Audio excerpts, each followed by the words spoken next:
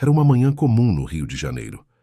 Uma daquelas em que a cidade acorda sem saber que, em poucas horas, um nome se tornaria símbolo de dor, revolta e silêncio. Em um apartamento de classe média alta, localizado na Barra da Tijuca, um menino de apenas 4 anos começava mais um dia de sua curta vida. Henry Borel não era uma criança diferente das outras. Gostava de brincar, assistir desenhos, correr pela casa e chamar pela mãe quando queria atenção. Pequeno demais para entender o mundo ao seu redor. Pequeno demais para se defender dele. Naquele dia tudo parecia seguir uma rotina normal. Henry estava sob os cuidados da mãe e do padrasto. Nenhum sinal externo indicava que aquele ambiente, que deveria ser o lugar mais seguro para uma criança, se tornaria o cenário de um dos casos mais perturbadores da história recente do Brasil. Poucas horas depois, Henry seria levado a um hospital. Poucas horas depois, estaria morto. A primeira versão apresentada às autoridades foi simples. Um acidente doméstico, uma queda, algo comum, algo que acontece, algo que, em tese, explicaria o que ninguém queria imaginar.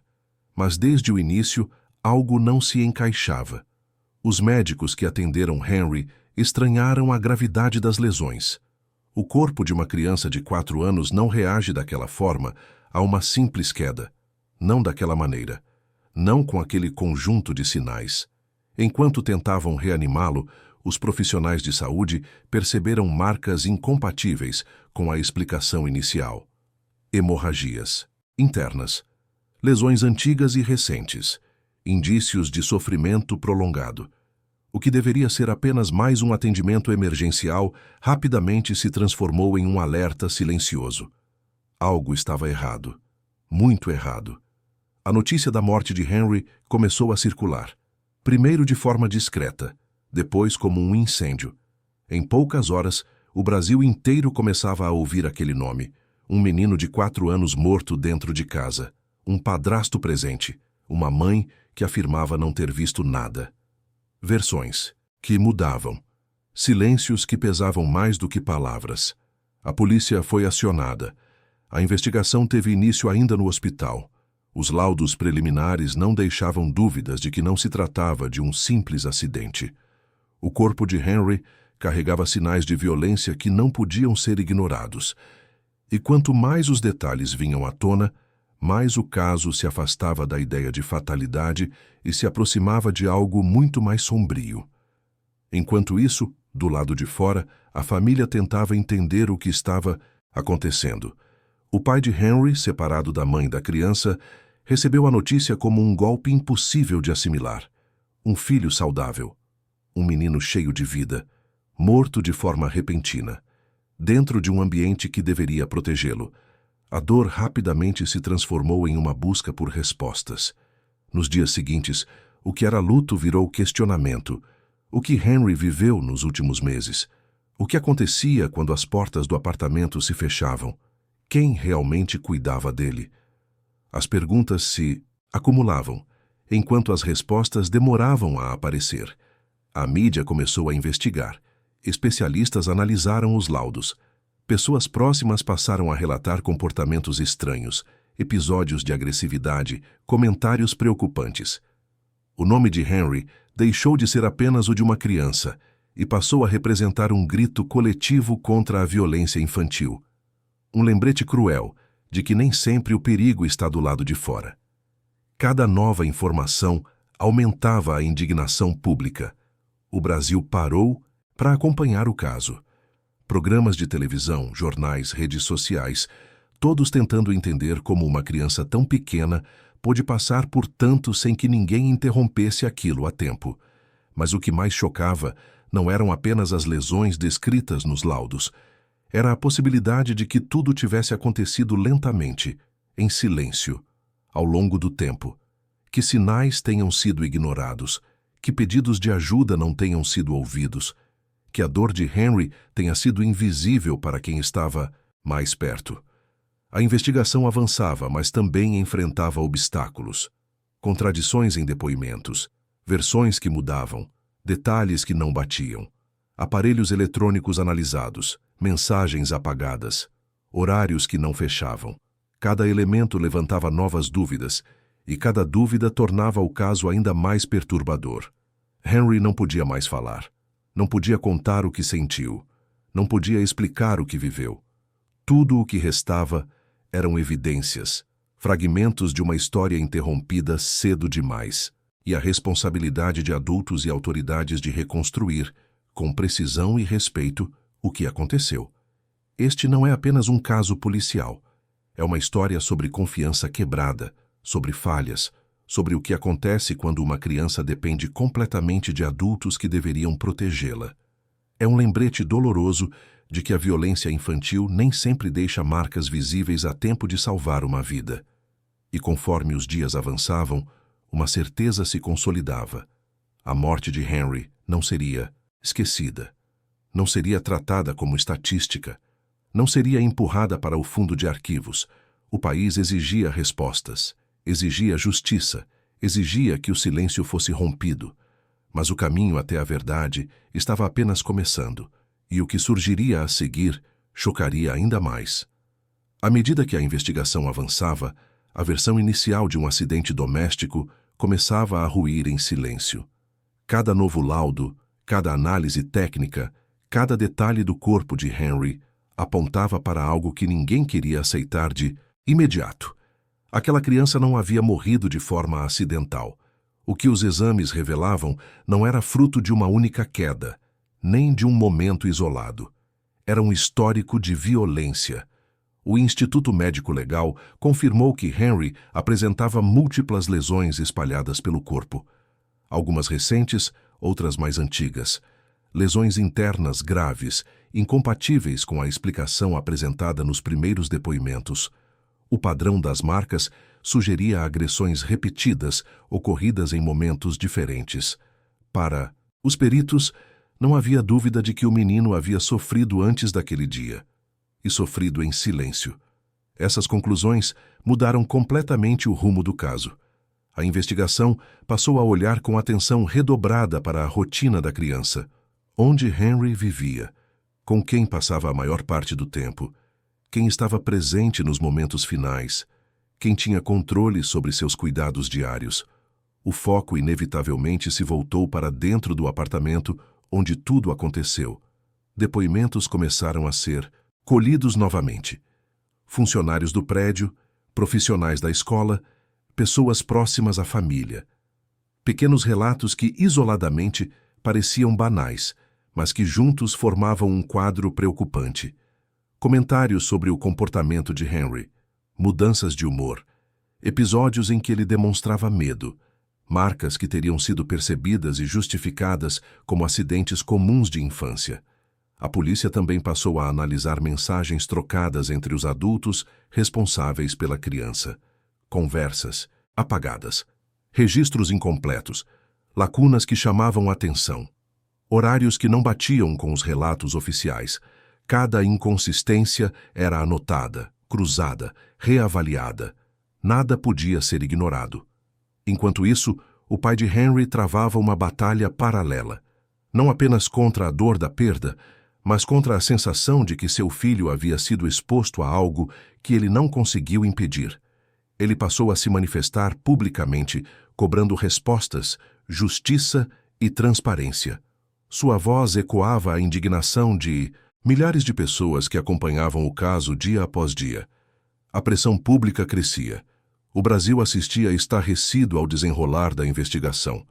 A cada nova informação divulgada, aumentava a sensação de que Henry havia sido vítima de algo muito maior do que um episódio isolado. A ideia de que uma criança tão pequena pudesse estar vivendo sob constante violência abalava profundamente a opinião pública. Peritos independentes foram chamados para analisar os laudos. Especialistas em pediatria, traumatologia e violência infantil reforçaram o que os exames já indicavam. As lesões apresentavam características de agressões repetidas. Não havia como atribuir aquilo a brincadeiras ou quedas comuns.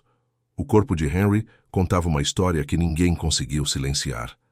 A investigação também passou a reconstruir, minuto a minuto, o último dia de vida da criança, horários de chegada ao apartamento, movimentações internas, registros de câmeras, chamadas telefônicas, o momento exato em que o socorro foi acionado. Cada detalhe era essencial para entender não apenas o que aconteceu, mas quando aconteceu. E foi nesse ponto que surgiram ainda mais contradições. Relatos que não coincidiam com os registros técnicos. Declarações que mudavam conforme novas provas surgiam. Silêncios prolongados diante de perguntas simples.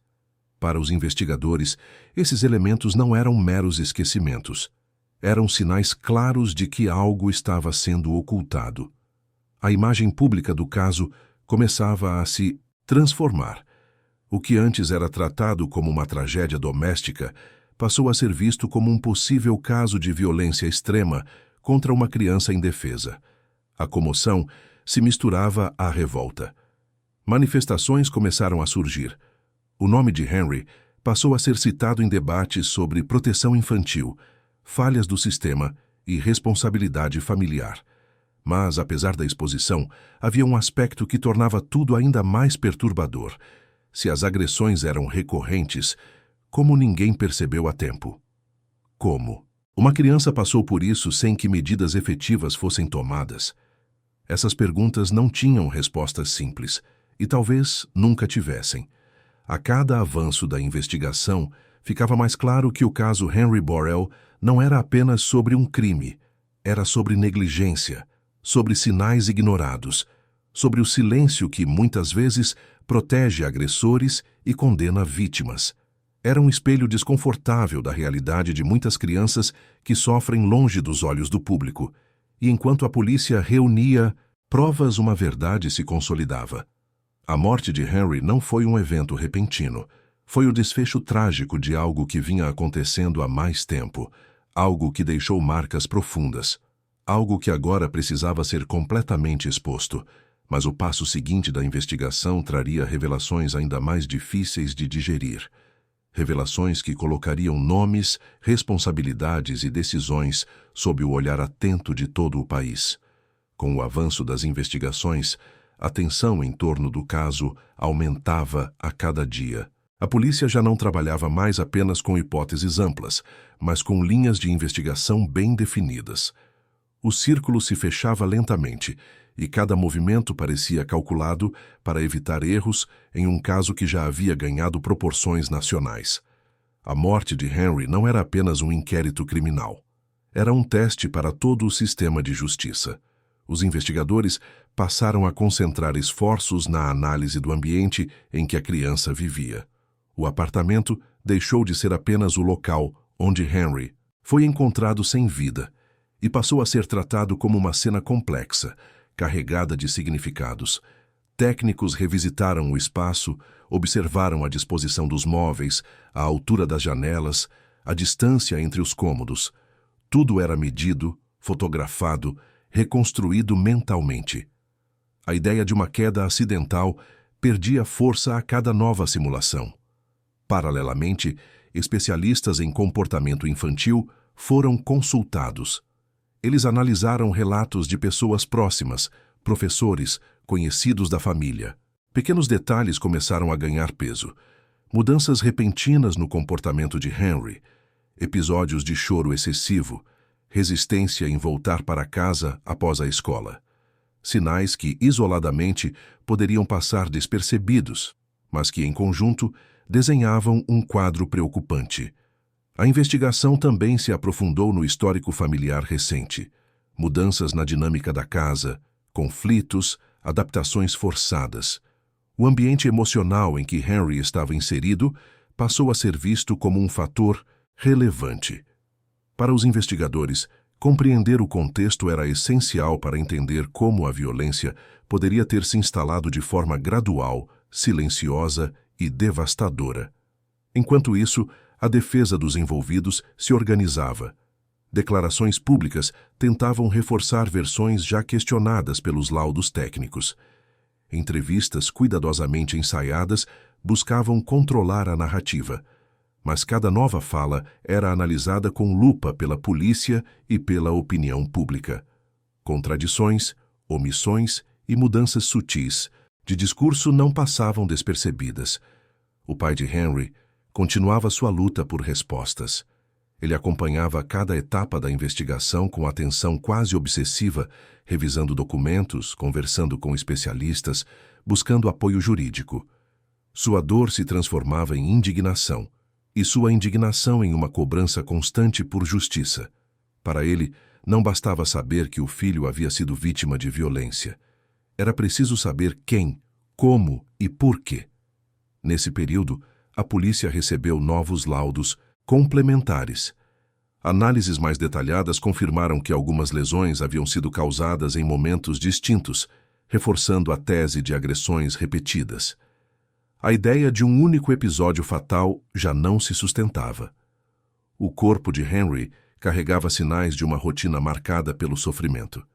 A mídia intensificou a cobertura. Programas jornalísticos dedicavam horas ao caso. Especialistas debatiam, psicólogos analisavam, advogados opinavam. O nome de Henry passou a simbolizar algo maior: a vulnerabilidade de crianças que dependem exclusivamente dos adultos ao seu redor para sobreviver e serem protegidas. Mas, por trás das câmeras e manchetes, a investigação seguia seu curso técnico. A polícia sabia que qualquer erro poderia comprometer todo o processo. Cada prova precisava ser sólida, incontestável. Cada passo, documentado. O objetivo não era apenas apontar culpados, mas construir um caso que resistisse ao tempo e à pressão pública. Foi nesse momento que surgiram elementos decisivos. Informações que até então estavam dispersas começaram a se conectar de forma clara. Horários, laudos, depoimentos e registros finalmente passaram a contar a mesma história. Uma história dura, desconfortável e impossível de ignorar. A partir desse ponto, a investigação deixava de perguntar apenas o que aconteceu com Henry. Passava a questionar como aquilo foi permitido acontecer.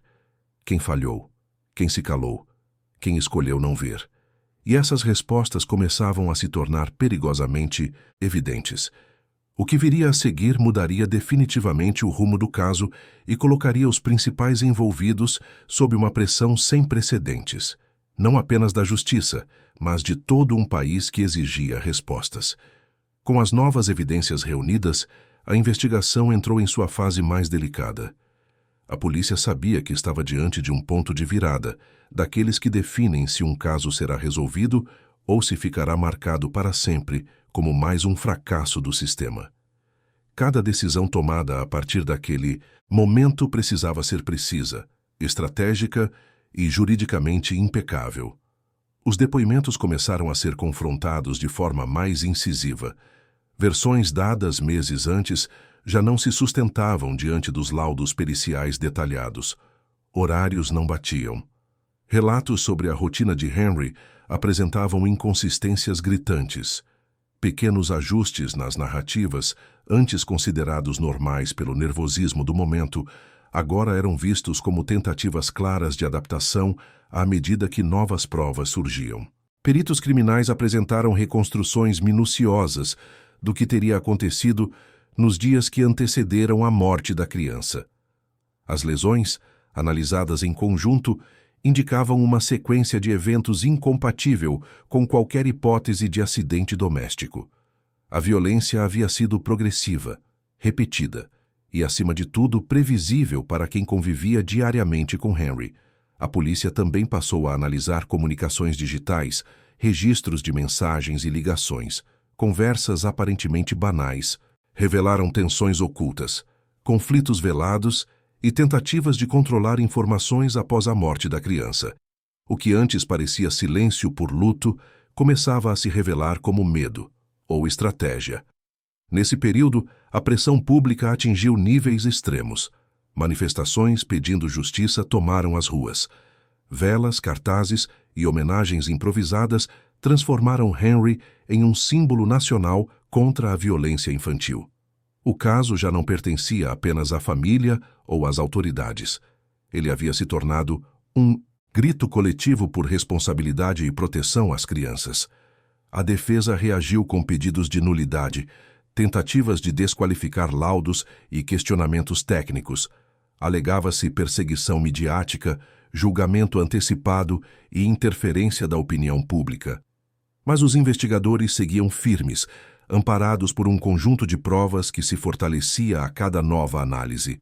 O pai de Henry, exausto, mas determinado, continuava presente. Sua postura era de quem já havia perdido tudo, menos a necessidade de justiça.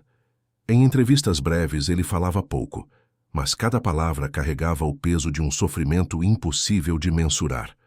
Para ele, aquele processo não era sobre vingança, era sobre impedir que outras crianças tivessem o mesmo destino. À medida que o inquérito se aproximava de sua conclusão, os investigadores sabiam que o relatório final teria consequências profundas, não apenas para os acusados, mas para instituições inteiras. O caso escancarava falhas de proteção, alertas ignorados e sinais que poderiam ter sido percebidos antes que fosse tarde demais. O ambiente era de expectativa contida. A polícia já tinha convicção do que havia acontecido. O desafio agora era transformar essa convicção em uma acusação sólida, capaz de enfrentar tribunais, recursos e o passar dos anos. Porque a justiça, nesse caso, precisava ser mais forte do que qualquer narrativa alternativa. Ao final dessa etapa, uma certeza se consolidava entre os investigadores. Henry não morreu por acaso. Ele foi vítima de uma sequência de decisões, omissões e violências que se acumularam até um ponto irreversível. E o desfecho desse caso, que parecia distante no início, estava prestes a ser apresentado ao país, trazendo consigo consequências que ninguém poderia mais evitar.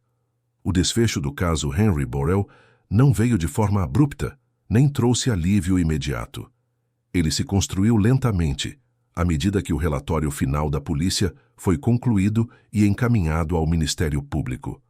Cada página daquele documento representava não apenas uma conclusão técnica, mas a confirmação oficial de algo que o país inteiro já intuía. Henry foi vítima de um ciclo contínuo de violência dentro do lugar que deveria ser o mais seguro para ele. O laudo conclusivo foi direto. A causa da morte não foi acidental. As múltiplas lesões encontradas no corpo da criança eram incompatíveis com uma queda isolada. Elas apontavam para agressões sucessivas, ocorridas em diferentes momentos. A investigação deixou claro que Henry sofreu por dias, talvez semanas antes de morrer. Não houve um único erro fatal, mas uma sequência de atos e omissões que culminaram em sua morte. Com base nessas conclusões, os responsáveis diretos passaram a responder formalmente por homicídio qualificado. A tipificação do crime considerou a impossibilidade de defesa da vítima, a crueldade dos meios empregados e a relação de confiança quebrada. Para a justiça, Henry não foi apenas agredido. Ele foi traído por quem tinha o dever legal e moral de protegê-lo. A divulgação do indiciamento causou forte impacto nacional. O país parou para acompanhar cada detalhe. Manchetes ocuparam todos os grandes portais. Programas de televisão interromperam suas grades para analisar o caso. Mas, desta vez, não havia mais espaço para dúvidas ou versões conflitantes. As provas falavam por si. O pai de Henry recebeu a notícia com uma mistura de alívio e dor renovada. Justiça alguma seria capaz de devolver seu filho. Ainda assim, a confirmação oficial de que Henry não havia sido vítima de um acidente trouxe algo essencial: a verdade. Para ele, aquilo representava o fim de uma luta contra o silêncio, a negação e a tentativa de apagar o sofrimento do menino. O processo judicial seguiu seu curso, cercado de atenção extrema. Audiências, recursos, debates jurídicos. A defesa tentou, até o último momento, desmontar a narrativa construída pela investigação. Mas a consistência das provas, aliada à análise técnica detalhada, manteve a acusação firme. O caso tornou-se referência jurídica e social.